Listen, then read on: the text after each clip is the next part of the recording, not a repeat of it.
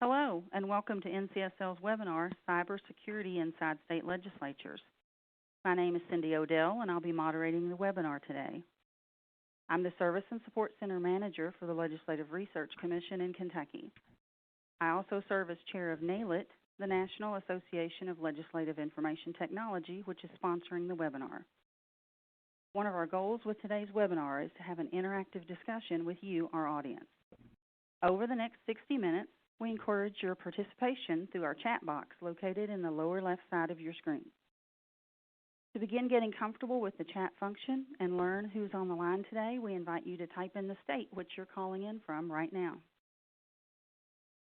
At the end of the presentations, we'll address the questions that have come in during the hour. So please feel free to keep typing in your questions and answer any questions you'd like to within the chat box as we go through this webinar together. To answer a question you may already have, today's webinar is being recorded and will be available on NCSL's website within the week. Now let's turn to our topic today, cybersecurity. State legislatures, like other government and businesses, are vulnerable to many different types of cyber attacks. Politically motivated cyber attackers and hacktivists, organized attackers, disgruntled employees, or even benign computer trespassers. Members of NALIT are very familiar with these threats. In fact, they've named cybersecurity as the #1 priority in recent NCSL surveys. Today, we're very fortunate to have cybersecurity experts from 2 state legislatures who will discuss current trends, tools, and challenges. We'll also hear about staffing, funding, and building a cybersecurity team. Our first speaker will be Jeff Ford. Jeff is the Chief Technical Officer for the Indiana Legislative Services Agency and oversees security for the Indiana General Assembly.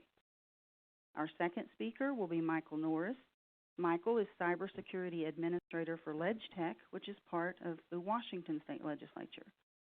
I encourage you to take a look at their impressive biographies, which you can find under the tab labeled Speaker at the top of your screen.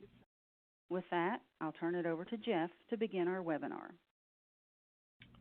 Thank you, Cindy, and just like to thank NCSL for sponsoring it today. As Cindy said, this is a big topic for us. In NALIT last year and in NCSL, we have a lot of requests for discussing this type of a topic. But I wanted to just dive in just a little bit and talk about a survey that we did last year when we surveyed NALIT members talking about cybersecurity. We had 25 states that responded to the survey. And out of those states, 48% use the executive branch for cybersecurity services, which we found interesting. 28% have chief information security officers, and only 26% have at least one dedicated security analyst. 6 states use a cybersecurity framework such as NIST and ISO, which are standards that are adopted worldwide. And 9 states provide security awareness training to legislators, but only 1 makes that training mandatory. 14 states provide security awareness training to legislative staff, but only 5 make that mandatory. Part of the reason this discussion today hopefully will apply to a lot of different folks out there, but we want to talk down to the people that both are supporting their own security efforts inside the legislature, as well as I think there's some things that can respond to people that are utilizing the services from their executive branches of government, which sometimes get a little bit more funding than we get on the legislative side. Securing our infrastructure, I want to talk a little bit just historically as we look at cybersecurity inside the state legislature. We have been very, very focused, like a lot of people in the commercial realms, are about securing our outside walls. So we have this castle, and we're very, very focused on ensuring that each door that comes inside that castle is protected in some way, shape, or form. And it used to be that was a very effective way for stopping intruders and malware and other types of things from getting inside of our infrastructure. But as we kind of move into the modern age, we find that we're actually not just securing our infrastructure anymore on the outside, but we get like really soft and squishy on the inside. And that's because of all these additional devices now that are coming inside of our environments. So it used to be that we had desktop computers, they sat on people's desks. In some cases, they were anchored down to those desks. We knew that they didn't walk out the door. Now we've got laptops and tablets and watches and phones of all different types of operating systems that we're trying to manage in our environments, and that opens us up to a substantial amount of risk. Email systems, not just email systems that are supported by our infrastructures, but also our personal email systems that are coming inside and accessible through web clients, as well as accessible through our mobile devices. So this becomes difficult for us to be able to manage and control and to continue to secure our environments.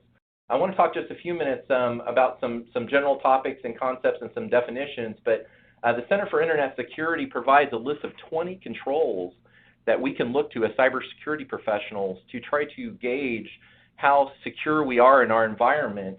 And I think having discussed with a lot of different people around the country, we find that we are doing an okay job, but we find ourselves sometimes moving through this list of top 20 CIS controls just from the standpoint of being able to check boxes. You can see in the top 6 controls here, we're not going to talk about them all today, but in the top 6, we've got number 1 on the list is inventory and controlling our hardware assets. And this is basically giving us the ability as security professionals to have some insight into all the different types of devices that are connecting to our network. And that's difficult sometimes in our environment when we have elected officials that are bringing in their phones, sometimes bringing in their hardware from their other jobs, as well as our staff that has multiple different devices, sometimes personal devices coming in. Each of those devices bring in some kind of a risk with them when they come inside, and not being able to understand what those devices are, what type of operating systems they have on them, what kind of patches they have on them, and what type of security protocols they have around them makes it difficult. We see, hitting the newspapers. I think recently, just in the last week, we've seen that Baltimore was hit with ransomware. We've had a county here in Indiana that was hit as well. We see that happening across the country. But as these types of devices come in and we don't have the proper security protocols in place, we see how something as simple as clicking on a phishing message or an email that comes in sometimes through a personal email system through the web is causing and wreaking havoc across our environments. Number 2 on the list is inventory and control of software assets. So it's not only what type of hardware is coming into our environment, but what kind of software is on that hardware. And again, difficult sometimes because everybody wants to have their music player, everybody wants to have a piece of software that they really like or enjoy to have on their machines, but not understanding what's installed in our environment proposes risk. Continuous vulnerability management. Sometimes we check a box, and we'll get to that in a second, but number 20 on the list is actually penetration testing. So a lot of times we find ourselves going to a third-party vendor saying, hey, we want to see how secure we are. We hire somebody come in, we pay them $50,000 or $60,000 to assess our environment, and then they walk out the door and leave us with a report to implement. Well, that's number 20 on the list. So sometimes we're doing that to check a box to tell people that we're doing a penetration test, but actually we may not have these top 5 or 6 items under control yet, which doesn't do us a lot of good sometimes. And again, that's one of those points where we're checking boxes instead of actually doing something that sometimes can really help us move down a cybersecurity path. Controlled use of administrative privileges. I think a lot of states struggle with legacy software here. We have software systems sometimes that have been in place for 15 or 20 years.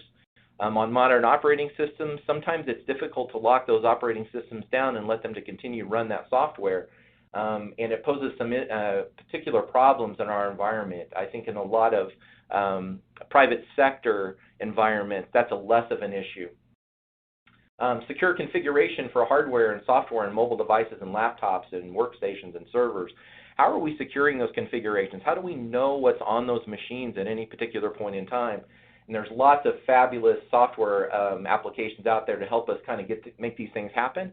We'll talk here in a few minutes about what some of those might be. Some of them cost and some are free, and we'll talk a little bit some of the in and outs of those things. Maintenance, monitoring, and analysis of audit logs. This is a big one.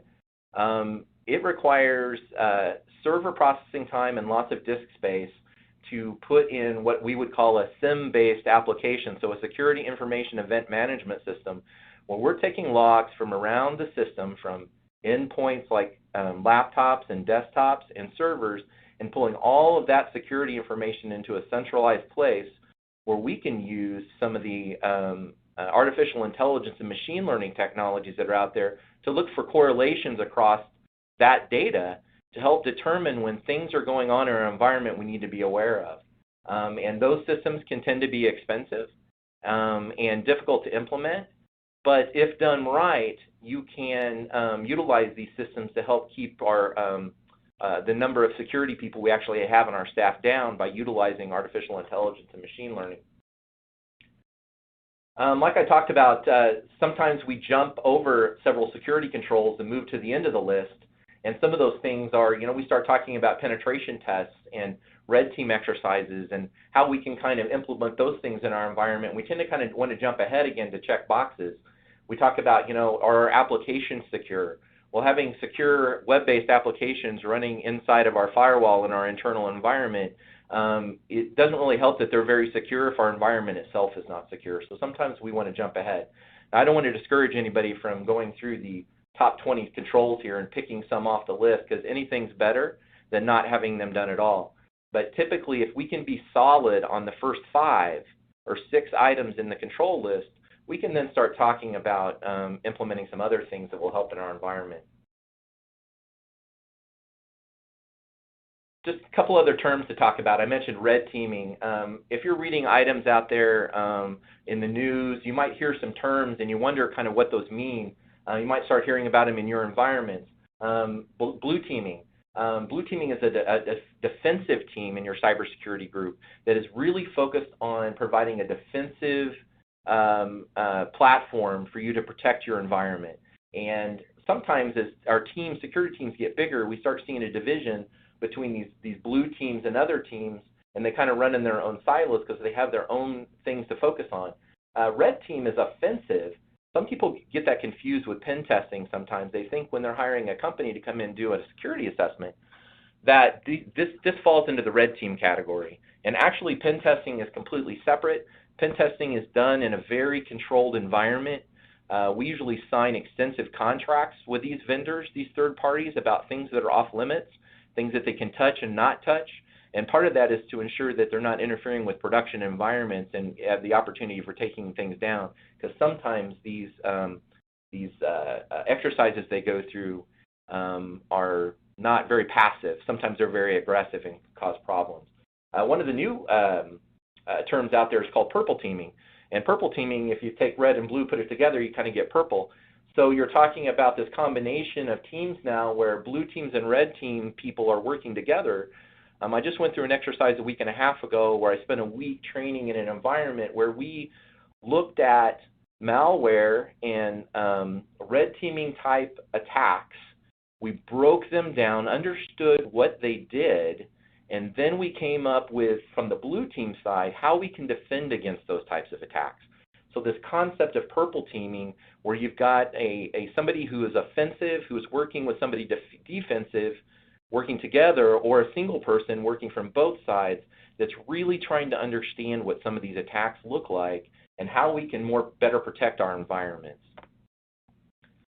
Talking real quickly about some of the vendors out there, I mentioned, security can cost a lot of money, and for good reason. There's a lot of things we have to protect, and there's lots of new ways that vendors come up with trying to protect that information. One of the things we talked about in a recent talk I gave to NCSL and NALIT, we talked about this new generation of virus checking and malware protection that's more focused, again, on this artificial intelligence and machine learning technology. Old virus checking software applications were very focused on signatures. So if it saw something happening on a laptop and it recognized it as something it had seen before, it could potentially block and stop that from happening. The problem is that the people that are on the offensive side of this are always coming up with new and innovative ways to get in and cause trouble in our environments. So a lot of times these things were getting around these types of software applications we had in place. New companies are popping up all over the place, like CrowdStrike and Cylance and Traps from Palo Alto and Carbon Black, FireEye, these new endpoint solutions that allow us to put these clients on these endpoints, and now they're looking for anomalies. They're really looking for things not just to happen from a piece of malware executed, but in some cases they're actually looking at what's happening in memory. Does it see something strange going on there that it can block and stop and look at or flag that there's a problem going on? And we've seen a real escalation in being able to stop these types of attacks in our environments when you put in this new next generation of virus checking and malware protection. Next, we can look at different technologies out there from FireEye and RSA's NetWitness and Rapid7 as we start talking about this SIM type-based technology and threat analysis. As cybersecurity professionals, we rely on some really smart people and other organizations out there to be able to feed threat intelligence to us so that we can look at what's going on in the environment, other environments other than our own, try to weight those to see, what types of attacks and things that are going on out there that might affect us so we can be better prepared to be able to deal with those when those happen. One of the big things I think we see, at least here in Indiana, is this concept of hacktivists, and we'll talk about that here in a minute. But if we have a piece of legislation that's coming through that's very controversial, we will see a lot of bot attacks against our external website that at times has almost brought our environment to a crawl. And we have, in this last year, implemented a product called Cloudflare that helps us with that to be able to manage those types of attacks that might come against our environment. Open source tools, lots of fantastic open source tools out there. Sometimes they're difficult to implement though. So if you have a security staff that is not very experienced or doesn't have experience with some of these tools, sometimes it's again difficult. And also some of these tools can get, they're very intrusive. So if you've got somebody that says, hey, I heard there's a fantastic virtual environment called Kali out there that will let me learn how to hack, that's true. It's a fantastic environment for that, but if somebody were to download that in your environment and start playing with it, it could be disastrous to your environment. So a lot of these fantastic open source tools that are accessible to your security staff, but they're also accessible to the 12, 14, 16-year-old boys and girls out there that are interested in hacking, and a lot of those types of tools they can utilize as in attacks against you or any number of other people and not really know what they're getting themselves into. SOFELC, a fantastic tool that just came out from SANS organization, focused on SIM-based technology. Bro and Snort, two fantastic IDS, which is an intrusion detection system, or IPS, intrusion prevention system, all open source. And then again, these security platforms that as security professionals we use to not only protect the environment, but to also investigate and do what we call threat hunting against an environment, called Security Onion and Kali. FireEye's got a couple fantastic virtual environments out there called Commando and Flare that help you take a look at it, analyzing malware and those types of things that are coming into your environment. And then specifically, something that's been around for quite a while that's really just kind of opened up to a lot of security professionals is this concept of being able to take malware and decompile it and pull it apart and understand better what it's doing, again, so we can better protect our environments. And then talking a little bit about what the top threats are. I've spent a lot of time over the last few years. I've given several different talks about this as we talk about what do we see in the state legislature. We are not the executive branch. We do not host a lot of information about from the Department of Revenues or tax information. We do not host a lot of information about the kids from our state, from like FSSA, Department of Corrections, the Bureau of Motor Vehicles, which has a lot of very personal information. We do get some of that information, but usually it's very well redacted and scrubbed by the time we get it. So we're not the best source of getting that information. So why do people want to come and attack us? What do they want to gain when they get inside the state legislature? Top on my list is hacktivists. Again, I talked about that just a minute ago, this concept that there's something that we're doing that somebody doesn't agree with, or a piece of legislation we're discussing that they don't like, and they try to interfere with the process in some way, shape, or form. That can be a denial of service attack against our external websites. It could be an attempt to mess with our code or our bills or our documents, or an attempt to shut down voting systems or any number of different things we might be utilizing in the legislature. So this concept of hacktivists is top on my list. Script kiddies, these are the kids I was talking about a minute ago. They don't have to be kids. Sometimes there are any number of different people that are utilizing a lot of these free tools out there to attack, and at least here in Indiana, we're stopping thousands of those types of attacks every day at our firewall level. Nation insiders, again, sometimes insider attacks, in my opinion, aren't actually malicious in nature, but people doing something maybe they didn't realize that they were doing. They clicked on a piece of a phishing email that caused them trouble. They let a piece of malware, ransomware inside of our environment, not intentionally, but accidentally. So those are the types of things I think we deal with extensively. Nation states is not a huge thing for me. I don't see a real need a nation state has to be able to access our systems. Although there is in the back of my head a scenario with this concept of advanced persistent threat, where somebody might put a piece of malware in our system where they're not really doing anything intrusive, but they're kind of waiting and just sitting and waiting for something to happen where maybe they want to initiate something on the inside. And it's something that there's a lot of great tools out there for us to look at. Winding down my time here today, I want to talk just a little bit about things we want to remember when it comes to cybersecurity. We don't operate inside castles anymore, so we need to protect our endpoints. And one of our best cybersecurity resources are our staff, or the people that work for us. Education and cybersecurity awareness is a huge part about cybersecurity protection nowadays, and we need everybody actively engaged because they're our frontline defense. If you can do 1 through 6 well out of the CIS controls, that's great, but if you can't, you're just kind of checking boxes. So focus on 1 through 5 and 6, get good at that, and then start talking about other items. Pick 5 things to work on and then move on to the next 5. Sometimes we find ourselves as cybersecurity professionals looking at this huge monolithic problem that we're trying to deal with, and we try to bite off too much. But if we bite off some small chunks and get good at what we do, we'll eventually be able to get down that list. Our most valuable assets are our employees. I talked about that. I can't stress this enough. Cybersecurity awareness is a valuable asset, and if you're not doing it, you need to be. And security can no longer be just part of someone's job description. It's part of everyone's job description inside of our environments, and that includes our legislators, to our staff members, to our technical staff, to our security staff. Just a couple of things, resources. This will be accessible and available, and the download you can get later. Just some fantastic resources here. Get your staff's training. Make sure they're getting up-to-date training. Just like our attorneys, they're looking for that continued education. Your cybersecurity people need that continued training also. This environment is changing on a week-by-week basis. So your cybersecurity professionals need the tools to be able to look at what's happening in the environment and be able to deal with that. Some fantastic information here about people to follow on Twitter, and fantastic tools. John Strand from Black Hills Information Security.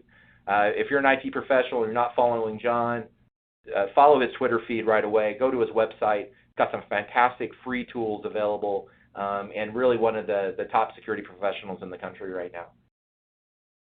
Here's my contact information if you've got any questions. Again, I sure appreciate the time from NCSL today, and I will go ahead and turn the time over to Mike. Thank you, Jeff. I just kind of want to point out, Jeff has created a pretty special program out there in Indiana, and why I say that is because it's really difficult for security people to not only focus on security but also other technologies and operations. And he's been able to build a group of people to leverage both of those things, and that's pretty unique in this industry. And so if that is something that appeals to you, or that's something you're looking at, definitely reach out to him, because he has some great insight in how to do that and how to do that well, because that's definitely not the norm. A lot of people struggle with being able to balance those two competing priorities. So thanks, Jeff, for that presentation. Okay, moving right along with kind of Washington State and what we've done here at in our cybersecurity program. So identifying the need. One of the things I find is I do a lot more marketing than I do cybersecurity work. And what I mean by that is I really need to tell the story, and I need to make sure people do understand the risk. And many of these folks are non-technical, and they're not security professionals. So it has to be told in a way that, one, is clear and concise, and really presents the need that needs to be followed up on, or why we need to take certain actions. So here's just a few things that actually Washington State used all of these things, but here's a few things that you can leverage to kind of help tell your story and help drive the need for cybersecurity. So regulatory drivers, really look in that space, simply because if your legislature takes credit card payments for your public record requests, if you take credit cards even in a gift shop and that's managed by the legislature, there are payment card industry requirements that you're definitely going to need to focus on. If you are getting health information, or as Jeff put, licensing, or personally identifiable information, and that comes through as non-redacted, there are requirements as far as how to manage that data. And one of the key things to note is, even though your legislature may not be covered under HIPAA, courts right now are not looking kindly on organizations that aren't following some of the basic practices and rules. Sony was actually sued a while back because their public information, their employees' information was made available, was breached and disclosed, and they actually lost in court. Even though they're not part of HIPAA, they actually end up losing that court case because these are becoming general practices. So leverage what you have, leverage those regulatory issues. Cybersecurity audits, even if you think that that security is handled, you have it in place, or your leaders think that, it's a great way to kind of show gaps and identify issues that you can focus on. Use the news, use a lot of these in conjunction with each other. We use a consulting firm, we use Gartner to help with other technical issues, and we reached out to them when we were building this program. And basically their advice was that you should have one dedicated security person for 30 IT staff. I was brought on, we have just over 30, but I was able to actually get justification for another person simply because of the need and the demand we had. And then, IT can help definitely drive that conversation, usually in conjunction with regulatory or other audits. So just look at your opportunities there to really try to tell the story. Filling the need. Once you've identified that there is a need and you have agreement on that, here's just a couple things to consider. And I'm going to go through these really quickly simply because we have a lot of things to cover today, and I want to get through some of the meat of the presentation later on. You look at leveraging temporary resources, CISOs or security admins. They can help come in just from a defined effort and a defined engagement, and help create your function and help create your scope. They can also help you by give you time to find the right person with the right skills, which is really critical. So much of this depends on having the right people in the right roles. I strongly advise against using the do not adopt an event-based approach. What happens, what I keep hearing, and it drives me crazy, is, well, it's going to take a breach for them to understand. Well, the problem with that is these tools, as Jeff kind of alluded to, are getting so sophisticated.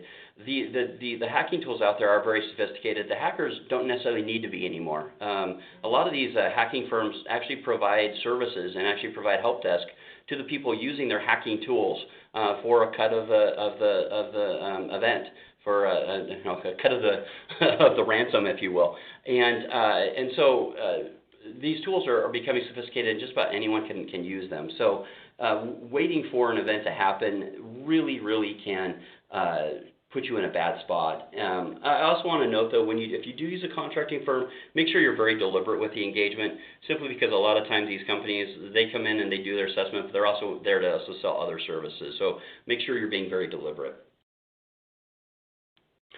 A few common options, right, on how to staff your program. Insourcing, right, so you're going to hire new. This can be a long process. Promoting from within is a really good option, but it does take time for people to build professional judgment, security judgment, and also just experience. So leveraging them with a contractor is oftentimes a really good way to go. We've talked about contracting, so I'm not going to dive into that. Deputizing, so I know that Jeff does this, I do too. I use technology owners and subject matter experts as part of my security team, as part of my security program, to leverage their knowledge and expertise. It's not just training of the end users, it's training up and down, all the way from developers to security staff to your end users. And so I don't recommend it to managing a security program. There's just so much in security that you can go off in a lot of different directions. Having someone to focus that effort and focus your plans is usually, I found, to be the best approach, and then deputize to build out your team. And then I want to kind of set expectation where a security person isn't going to guarantee that there isn't a security issues. The expectation is that once you have a security person, security issues go away. Actually, the opposite is true. When you hire a security person, you have more visibility into your security issues, and actually you'll find more than you thought you had. And so a security person is really there to help address the security issues that occur.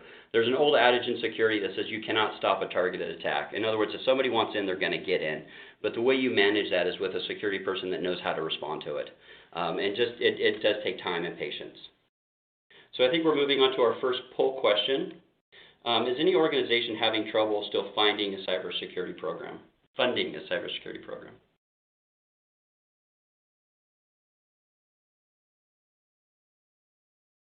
So we're just going to let people respond to the poll question.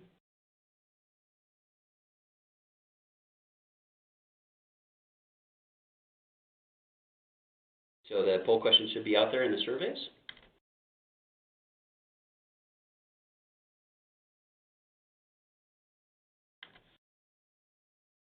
Awesome. And if your organizations are struggling with finding funding, please reach out to me. I'm more than happy to share our learnings and share what happened with us and our approach to truly to try to build up security across the legislative environments in different states. Having a community of practice of security really just helps all of us and helps build we can bounce other ideas off each other. We're in a very unique area. There's only 50 of us, right? So having that experience across different states is really valuable.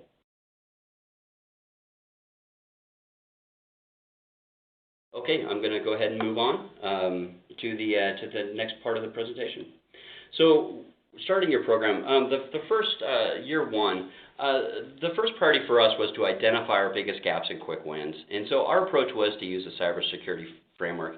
It's a little more comprehensive than the CIS. What I want to drive here is any framework is good to use. Pick the best framework that meets your needs. I like the Cybersecurity Framework because it really blends business risk and technology risk into kind of a single framework, and it really provides a lot of guardrails. We chose to use the NIST framework, and we generated a security profile. I found this profile to be extremely helpful to me for a number of reasons. So if you look here off to the left, we have the 5 disciplines of the NIST Cybersecurity Framework. And so under each of these disciplines, there's a number of activities. There's actually 100 of them. So as Jeff talked about, sometimes these frameworks are massive and pretty robust. But what we did is we identified 5 main domains within security that we wanted to manage, or we wanted to kind of bucket or organize our efforts into governance, how our data security, our infrastructure, our access, and our applications. And what we did is we used just a grading scale of 1 to 4. I want to point out this took me about 3 months to do the first time, so it is a lot of effort. And the only way these profiles and these assessments are successful is if you make sure you set a safe place and you build the trust with your peers. So I brought the different groups that manage data and infrastructure, our application folks, the folks that just do our access. I brought them all in, and we really set a safe place for them, because if this becomes punitive, if you think, oh, someone was supposed to do this, why didn't they do this, and you start driving to root cause in some of those areas, you're going to lose trust, and people are going to stop sharing, or they're going to rank themselves higher than they ought to. And so really you want this to be it's not punitive. This is point in time, how are we doing? And our scoring mechanism, we used 1 to 4. 1 being that nothing's really going on, or we haven't really done a lot of work in this space. 2 means that, hey, we know the risks and we can demonstrate how we respond to it, but nothing's documented, and we're having problems repeating those activities. 3 means that things are documented and generally repeated, and then 4 means you're mature, you're in a full life cycle at that point. And I just want to point out, these are not our domains, these are not our scores. I've altered these. I wouldn't publish our scores out there for everyone, but I wanted to use this as an example. So why this is helpful to me is it really also helps as a messaging tool to leadership and other folks, auditors, et cetera, to say where I focused my efforts and why. So if we look down here in recovery, that's an area that has the most, that has the lowest scores and the biggest priority. And as Jeff said, you want to prioritize these things. Just because you have a weak score doesn't mean that's where you're going to focus your efforts. You want to put some prioritization and some real thought into what you're going to attack first. But this really just gives you some quantitative numbers to say we're going to be focused in this area because this is a high issue. Also, if another issue comes up, let's say in the protection area, maybe that was a stronger area and you have an issue that comes up and you're going to prioritize that effort, and people say, why did you focus on it? You can clearly make the case, this is why, right? We scored it higher, we were more mature in that area, and we had some higher priorities. So it just really helps tell the story. It doesn't necessarily mean that it's a great answer, but it is an answer and helps you kind of focus. The other real benefit of this is this really gives you metrics that can be tracked over and over again. So you can actually take these metrics, and next year, actually this year, we went back through the assessment. So this time it only took a week. One, we built trust with our resources and our teams. Two, we've already gone through it, so now we have the muscle under us to actually repeat it, and it's only taken about a week. And one of the things that we can do here is now we can show progress. So for example, let's say respond was the area that we were worst in last year, we had the most opportunity, or protect.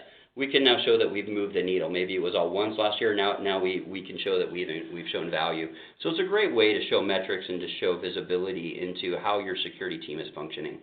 The last thing I want to leave you with on the profile, why this was so powerful for us, is we're required by statute to do cybersecurity audits every 3 years. And I was able to drop the cost of our audits by 30% simply because I had a profile and I had a self-assessment. So we're providing this to our auditors so that they can go ahead and if they see all ones in an area, they're not even going to audit it. They'll look at the risk of all those ones, but they're not going to waste their time focusing on that. They're really going to focus on the threes and the fours as far as the things that we've said were good to really show value and how accurate we were. And it just helps provide direction. So very powerful tool. Strongly recommend you look at that. So kind of like what Jeff said, focus on kind of the top few items that you really want to work on. So our first year key projects was network security, data security, training, and I can't emphasize training enough. The Department of Defense, one of the best security programs in the world, had a person come in and walk out with a thumb drive, and so it took a person to compromise their security. So that's all it takes is a person. So really focus on training and your efforts there. The other thing I want to point out on the slide is multi-factor. We're using multi-factor for email, and if people don't know what that is, it's very similar to your banking. When you sign up for your banking account, they send you an email with a code, or they text message you a code that you then use to validate your access and prove that you are who you say you are. This came up because we were actually targeted by a hacking group out of Nigeria for about 3 months, and it was a pretty intense target. And they kept at us, and we knew it was only a matter of time before they were going to get through. So we wanted to block their ability to grab an account and remotely log in. And so we've enforced multi-factor on our email. If you have questions on that, I'm more than happy to talk to you about it. The program's running great. We're almost done in June. All of our legislatures, except for our legislators, our members, except for 2, have already adopted and set this up. And those 2 said that they don't access email remotely, so we're able to go ahead and turn off remote connectivity for them. So very powerful program. Really, I wanted also, for the rest of this presentation, I really want to focus on our incident response activities, simply because that's kind of where the meat came in, is once we identified and we fixed our visibility, once we did training, once we've set controls in place, we wanted to make sure that once we knew about something, we were able to respond to it. So really quickly going down is, I love this quote, by failing to prepare, you're preparing to fail. So you're doing something regardless. Even if you're not doing anything, you're preparing yourself to not succeed. And so bringing these items up and really focusing on them helps prepare you for the inevitable that you are going to have a security event. What we did is we went to our good friends at NIST, and they have a lot of good standards and a lot of good documentation. This specifically is on incident response, and we focused on, we adopted the NIST SP800. I have links to that at the end of the presentation for you to click on and follow up on. But really, this follows the life cycle of an incident, and how do you go from preparation to recovery, and then once you're done, then doing a post-review root cause to then bring that into preparation, and so you fix your processes and you continue to make them better. How we organized ourselves is we broke things down. We established standards and policies, and then we set up roles and responsibilities. And this is critical because we are not only leveraging security team, but our technology owners and subject matter experts. And so we need to do training for them so that they knew what to do in the event of an incident. We have to be very careful with declaring a cybersecurity incident because many cases you have contracts or you have obligations for disclosure to people who've possibly had data breached. And the clock starts ticking once you have identified the issue. And so we want to be very clear that we do have a cybersecurity issue before we declare an event. High level, basically these roles, the manager is there to manage the overall, is responsible for the overall exercise or the overall event, but their main focus is communication and providing the resources. We find that with technology people trying to solve a problem and getting asked a million questions from management or other folks as far as status really impedes the activity or the exercise or the response. And so having them focus specifically on the teams and specifically focus on efforts really improved our response times and really helped focus those efforts. And you want to contain your communication.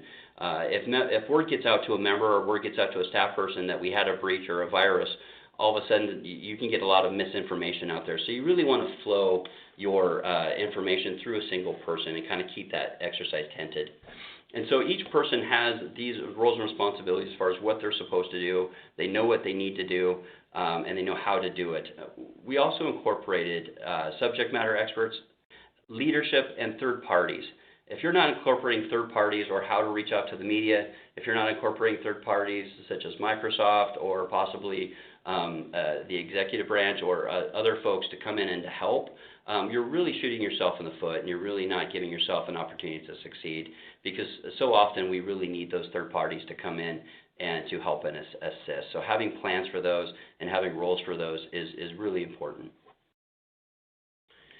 The other thing I really want to leave you with is don't recreate the wheel. If you use a disaster recovery process or you have regular incident management processes, communication templates, incorporate all of those into your cybersecurity response plans, simply because there's no need to waste time and energy on new processes when existing ones are working.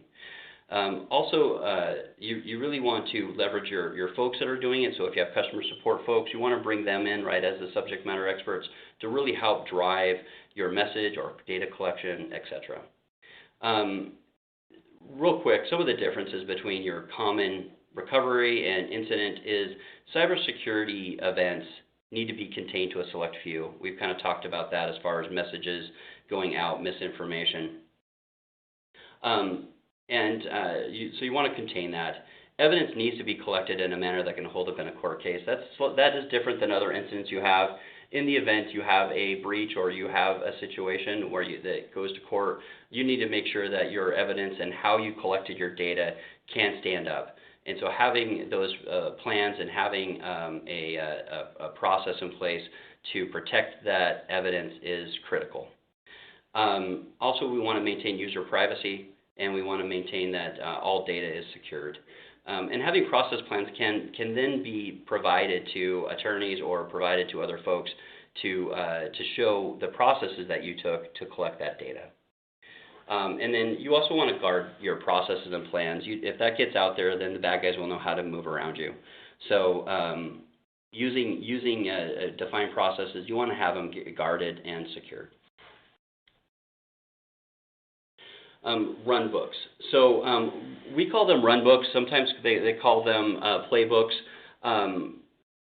Basically, it's what a run book is. It's a list of activities that needs to happen. We found these to be extremely useful during an event, because during an event, people are trying to collect information. They're trying to identify the problem, making sure they found the right problem, making sure that we're still not we're not compromised, and things can get missed easily. And so having a defined run book allows staff to be able to execute, and the team lead can just point to staff and say, hey, you take steps 1 through 3, and you take steps 4 through 6.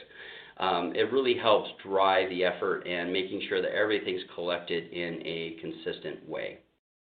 Considerations for creating your process books or your run books is you want to start with common events, things that you've seen, things that you've run into, simply because you don't want to boil the ocean. Really focus on what's important. That will give you the muscle to be able to then expand into the less common threats. Be careful not to go into the weeds. If your run books get too large, they become unwieldy and not useful. And make sure, again, you include third-party contract information so you can reach out. And make sure you have multiple copies of the plan. If they're only in one location, you can't get to the location, having a run book is not really all that helpful. And the last thing I'd like to leave you with for incident response is making sure you do exercises. Test your response plans, test your run books. My recommendation is at least annually. You can do this in many ways. It can be accomplished via tabletop. You can actually do live exercises, although kind of as Jeff pointed out, be careful with these live exercises. You need to have rules of engagement so that you're not impacting production systems, you're not impacting users, you're not exposing data that you shouldn't be exposing during an exercise. Start small. Go ahead and do tabletops. Bring your teams in. We actually do tabletops with third parties so that we know how to contact them. We know what their services are. We know how to use them and to leverage them. I usually focus on a three-month kind of exercise with different teams where I bring different teams in and we walk through plans. We walk through a real-life scenario and a tabletop.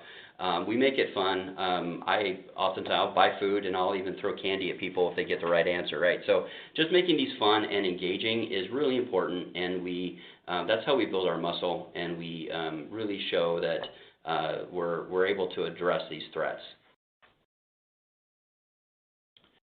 Here's just some common, here's some just references for you. These will be available to you afterwards, and there's just some really good resource about how to handle incident response, how to address these issues, some of the training and courses you can send your folks to in order to make your experience just building and maturing your program.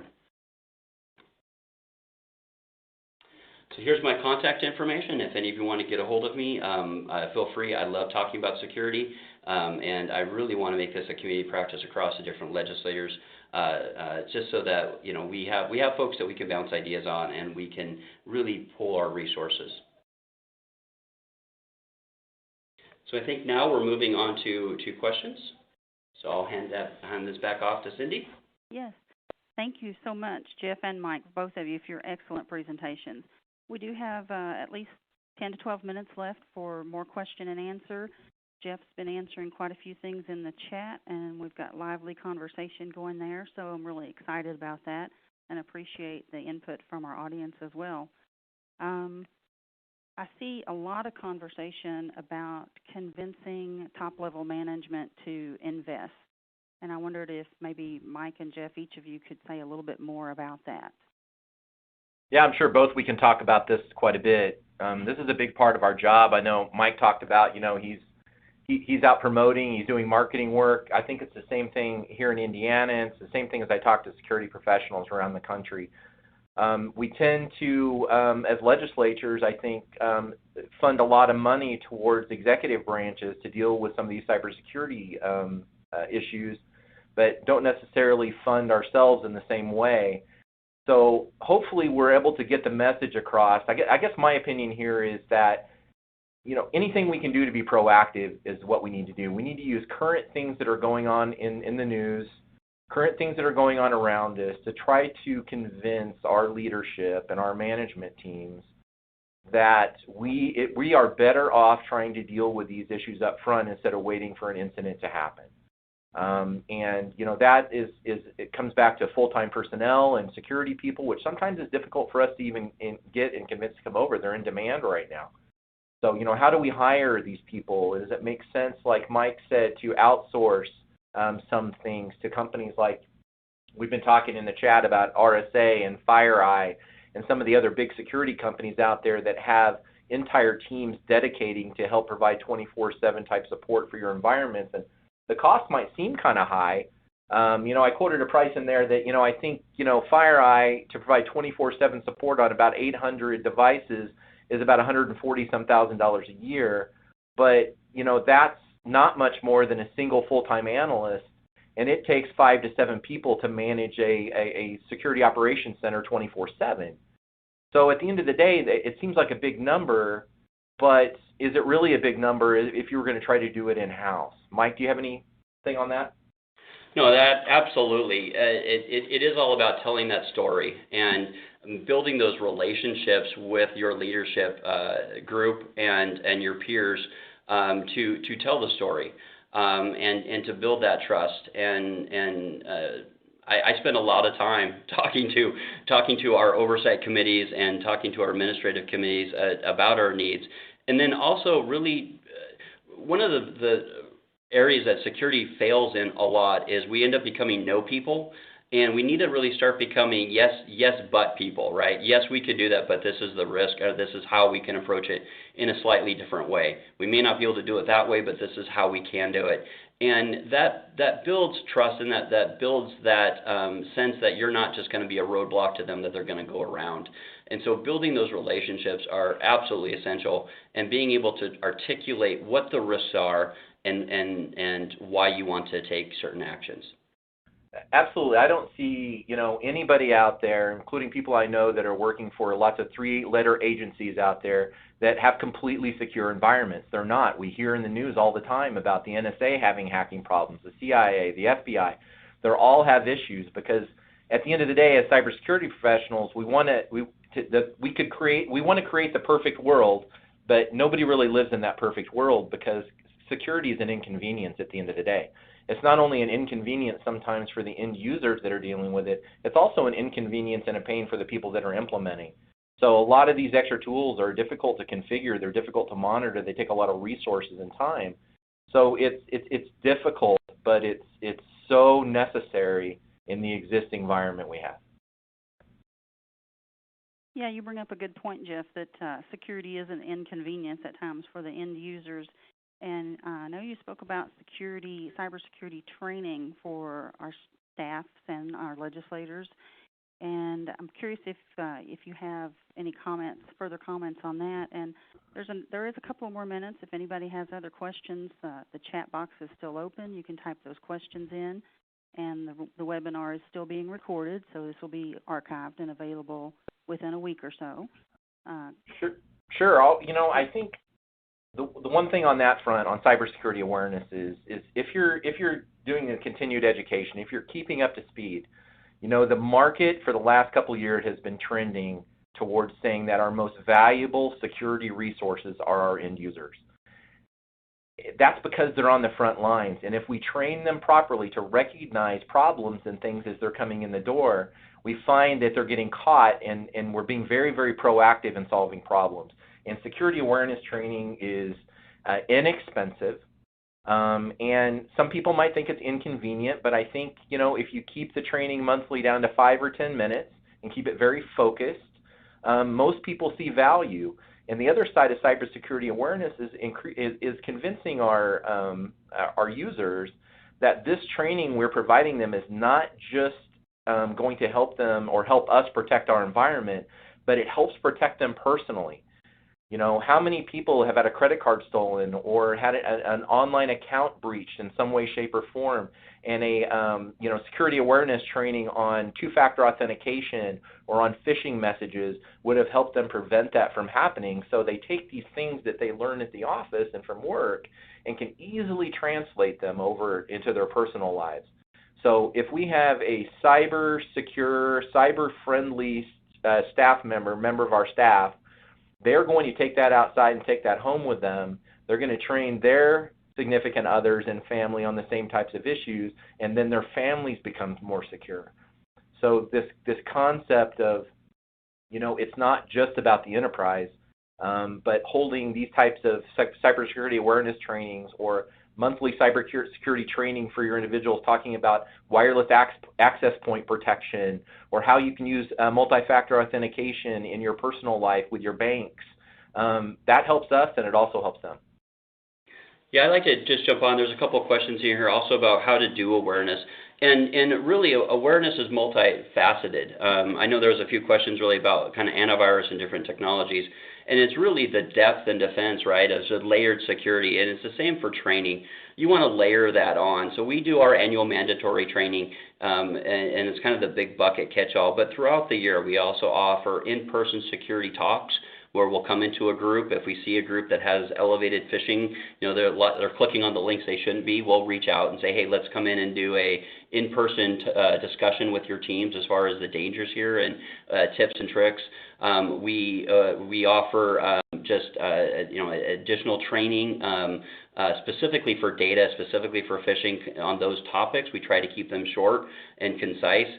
We also do a tip of the month, and we will cover all those things from phishing to travel security, so how to keep yourself safe when you're traveling and on the road, things to do with your electronic devices, how to secure your personal Wi-Fi. So we really try to keep the security message in front of our users, and try to balance that. You have to be careful with information overload, because then sometimes you can get ignored.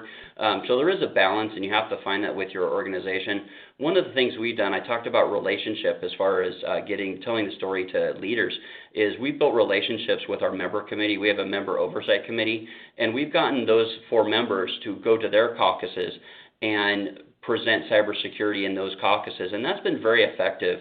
We don't require our members to take cybersecurity training, but we do offer it to them, and surprisingly, a lot of them actually take it and follow up on it, largely because they have other members that are at their level who are championing that message and are championing their needs.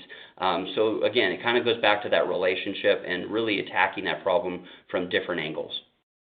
I think it's important to remember that we're only secure as our weakest link. So, if we have big gaping holes in our environments, spending a lot of money and time and effort on other things, there's value, don't get me wrong, but it's difficult. And that's the message that's got to go up, is that, everyone has some cybersecurity responsibility. Everybody needs and wants that in their life. And I guess my opinion is, and what we've seen is that everybody that either is one of our elected officials or on our staff, I think, understands the importance of that in both their personal life and in the office. And, trying to get that buy-in. Is it mandatory? No. Is it offered? Yes. And do we see a substantial number of people take advantage of that? Yes. So I know it's difficult for us in our environment sometimes to make things mandatory.